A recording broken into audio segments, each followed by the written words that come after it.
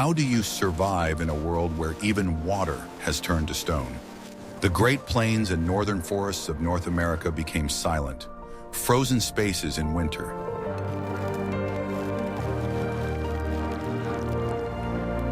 For indigenous peoples such as the Lakota, Cree, and Iroquois, survival depended on answering one question: where to get drinking water when all the rivers are frozen and the ground is covered with snow?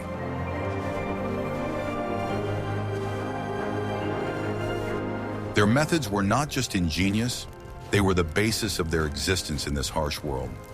Watch the video to the end to find out why eating snow could be deadly and which plants served as hidden sources of moisture in the heart of the icy desert. I will reveal the most closely guarded secret of survival that winter, and it has less to do with hands than it does with minds. For Native Americans, winter was not just a time of cold, but a time of great paradox. They were surrounded by water in its solid form, yet were constantly at risk of dehydration. This paradox shaped their attitude toward winter as a living and cunning enemy. Survival required not strength, but a deep understanding of the laws of this world. The first lesson that everyone learned was to respect winter and its rules. Any mistake, any rush or carelessness could be fatal. Therefore, the search for water became a methodical, almost ritualistic process. It began not with a shovel or an axe, but with observation and analysis. Where the wind blows, how the snow lies, where the sun hides. All these were clues. Knowledge about water was a collective treasure that had been accumulated over generations. The elders passed on to the young not just instructions, but entire stories and maps engraved in their memory. They taught them to read the landscape, to see not just snowdrifts, but what was hidden beneath them. It was knowledge about which rivers freeze to the bottom and which do not. Psychological preparation was no less important than physical preparation. People had to suppress the panic caused by thirst. They knew that hasty actions, such as eating handfuls of snow, would only worsen their situation. Calmness and methodicalness were the main tools in this icy world. Unlike modern survival, which is based on equipment, their survival was based on information. They did not have airtight thermoses or gas burners. Their main resource was a precise knowledge of their land. Every lowland, every hill, every spring. They did not conquer nature, but became part of it. They understood that water is energy. Melting ice required fuel, and gathering fuel in winter also required enormous energy expenditure. Therefore, the main task was to find not just water, but the cheapest water. This meant looking for liquid water or ice, not loose snow. Teamwork was the key to success. Groups of hunters moving across the plains constantly exchanged information about water sources. The winter camp of the Lakota tribe, or the village of the Iroquois, was always located with access to winter water in mind. It was a strategic decision that determined the life of the entire community. They also observed the behavior of other living creatures. Although we will not dwell on this in detail, the direction of the tracks could indicate where open water could be found. This once again emphasizes that their main skill was observation. They saw clues where others would see only emptiness. Water in winter was as valuable as food. The process of obtaining it was a daily task that required time and effort. It was not possible to simply walk up to a river and scoop up a bucket. Every sip was the result of hard work and deep knowledge. This holistic perception of the world, where everything is interconnected, was their main secret. They did not fight the elements, but used their own laws against them. This experience, passed down through the centuries, was more valuable than any tool. We would be very interested to hear your point of view. What do you think about this attitude towards nature, where observation was the key to survival? Write about it in the comments and be sure to subscribe to the channel so you don't miss our next studies. What if I told you that everything you believed about survival was wrong? The most obvious source of water in winter is the snow that lies everywhere. It would seem that simply eating a handful would be enough to quench your thirst. However, indigenous peoples knew that this was one of the most dangerous traps of winter. Eating snow was not a path to salvation, but to accelerated death. The main problem was energy. The human body must maintain a constant internal temperature. To melt icy snow and heat the resulting water to body temperature, the body expends a huge amount of calories. These calories were a precious resource that was already being used for heating in winter. When a person ate snow, they actually triggered the process of internal cooling. The body, trying to compensate for the loss of heat, began to burn energy even more intensively. This led to rapid exhaustion and hypothermia. Instead of getting water, the person lost vitality. Moreover, snow is rarely clean. The top layer could contain bacteria, dust, and other contaminants. Consuming such snow without heat treatment could lead to serious intestinal disorders. In survival conditions, this was tantamount to disaster. There was another, less obvious danger. Cold snow could damage the delicate mucous membranes of the mouth and throat. This caused discomfort and made it difficult to eat and drink later on. Although we avoid describing physical suffering, it is important to understand that this was a serious problem. Indigenous peoples understood this physics perfectly well.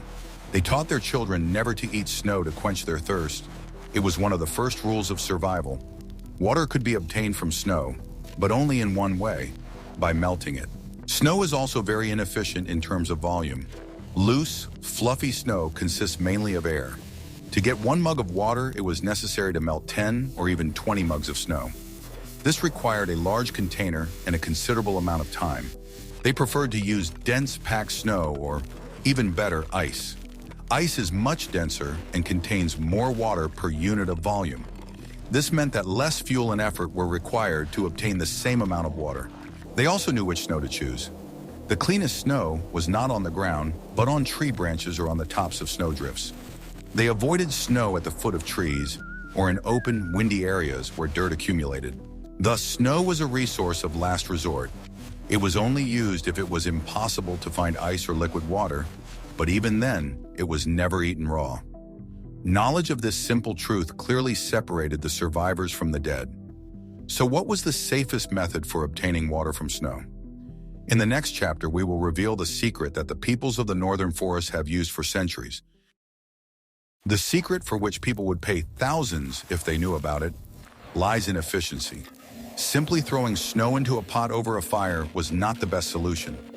Native Americans had unique and much more efficient melting techniques. These methods saved precious fuel and time. The most common method required a container. For forest peoples such as the Iroquois, this could be clay pottery.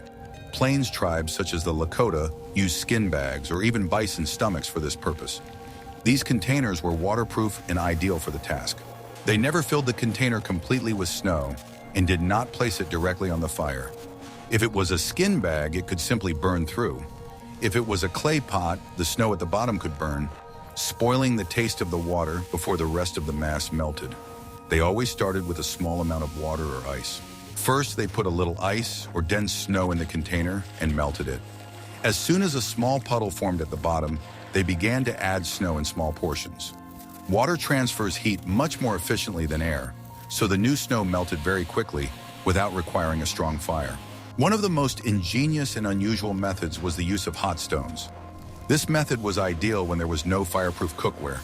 Several smooth, medium-sized stones were heated in a large fire.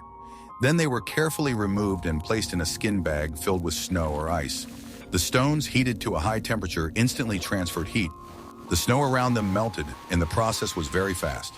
As the stones cooled, they were removed, reheated in the fire, and the procedure was repeated. This method was fast, effective, and safe for the container itself. This method also purified the water.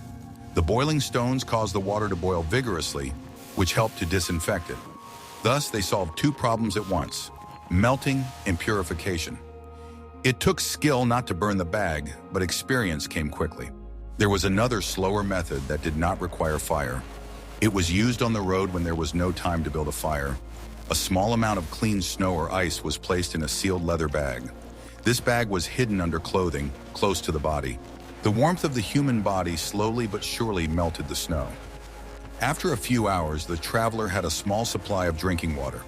This method did not provide much liquid, but it was enough to maintain strength during a long journey. It required no energy expenditure other than that which the body already produced.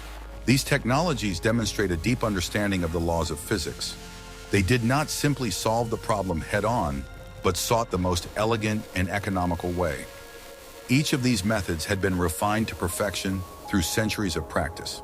The choice of method depended on the situation. the availability of time, fuel, the type of container, and the number of people. A lone hunter could use his body heat.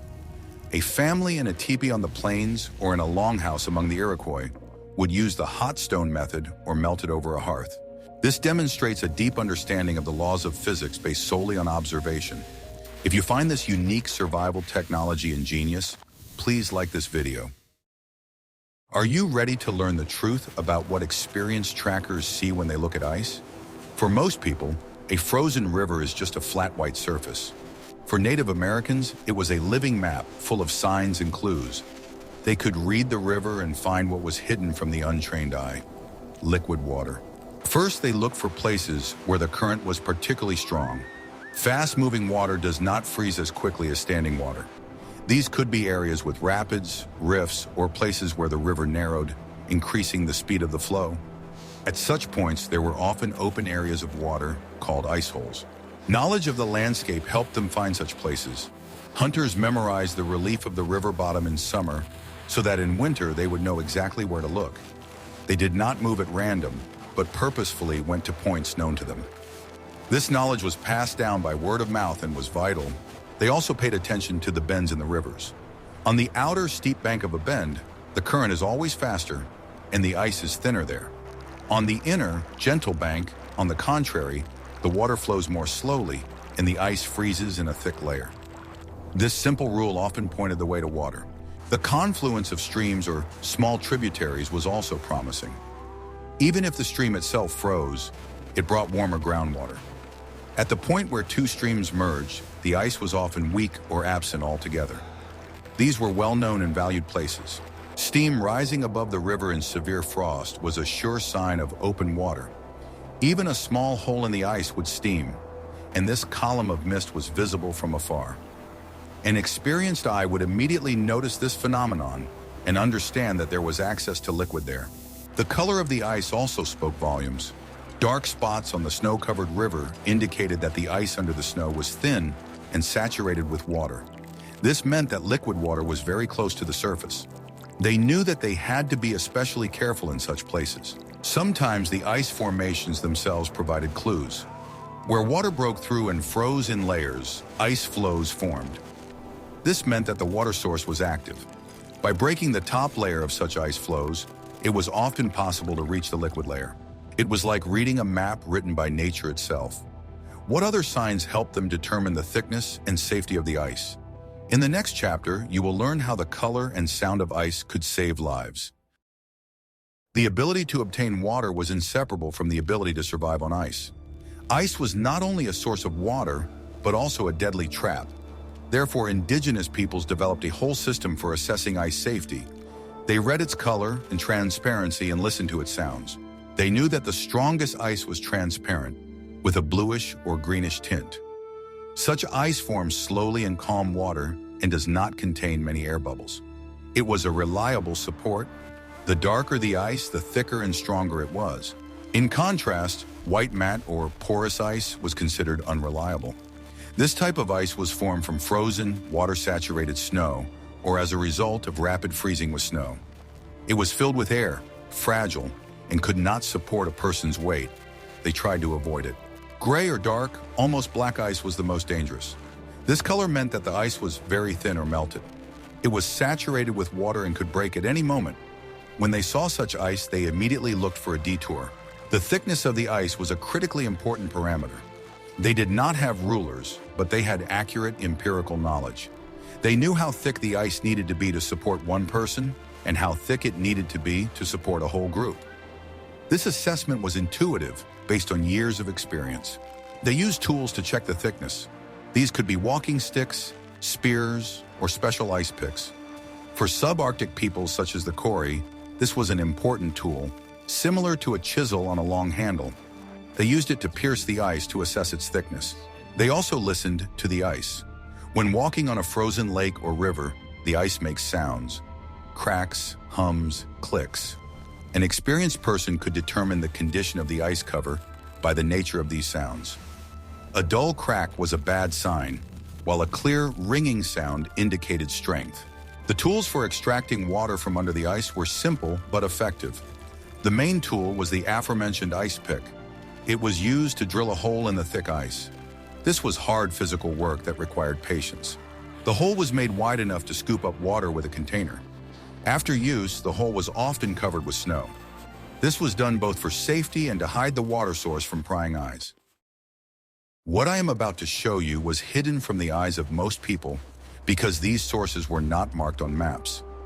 One of the most valuable and reliable sources of drinking water in winter were unfrozen springs and wells. Finding such a place in the frozen ground was like finding treasure. Knowledge of these places was sacred. The reason these springs did not freeze was simple. The water in them came from underground, from great depths, where the temperature remained above freezing all year round.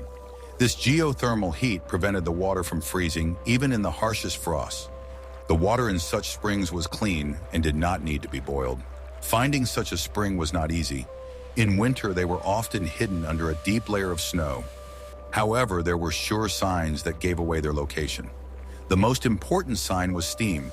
Warm water coming into contact with the frosty air created a cloud of mist. This mist settled as frost on the surrounding trees and bushes. A hunter, seeing a group of trees covered with an unnaturally thick layer of frost, understood that there was a source of warm water in this place.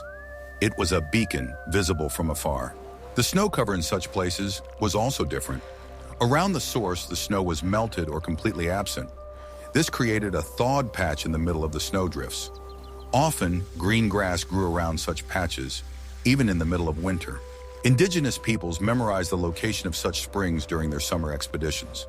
They marked them in their memory, associating them with prominent trees, rocks, or bends in the terrain. In winter, they went to these points purposefully. Access to such sources was often difficult. They could be located in deep ravines, dense thickets, or among swamps. But the effort was worth it. The spring provided an unlimited supply of perfect drinking water without the need for fuel to melt ice. Such places were considered special. They were not just a source of water, but also a place of power where the breath of the earth could be felt. They were treated with great respect, and people tried not to pollute or destroy them.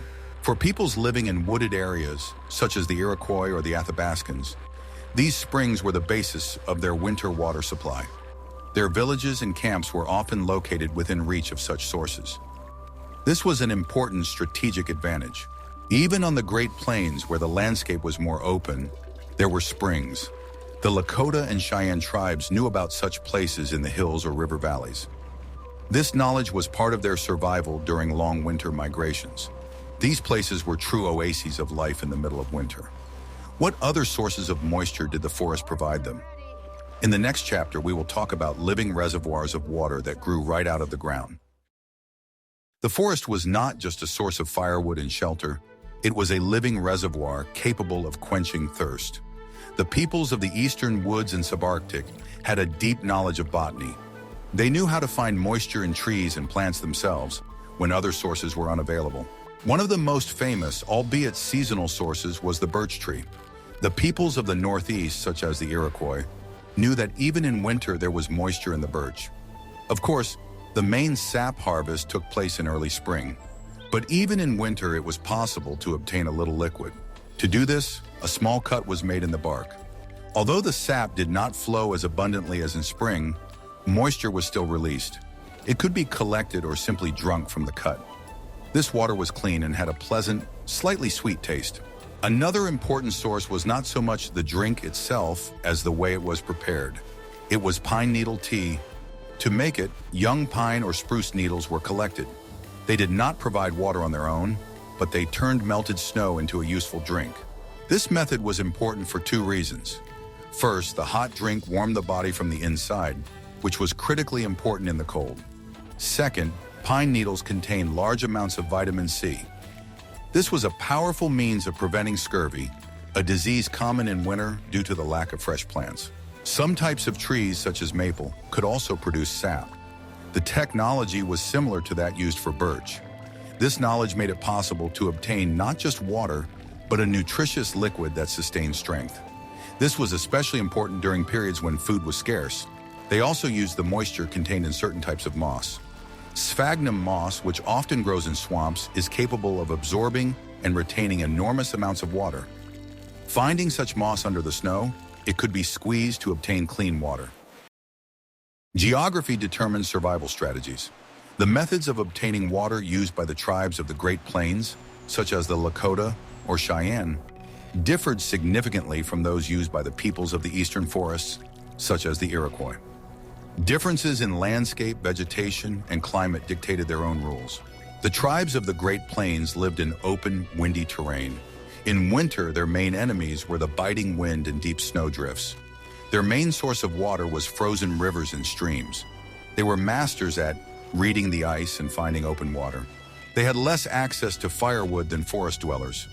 Dry bison dung was often used as fuel. Therefore, fuel conservation was critically important. The method of melting snow with hot stones was ideal for them, as it required a short but intense fire. The flatland peoples mainly used items made from animal skins as water containers. Leather water bags and bags made from treated bison stomachs were light and durable. They were ideal for a nomadic lifestyle, but had to be handled with care when heated.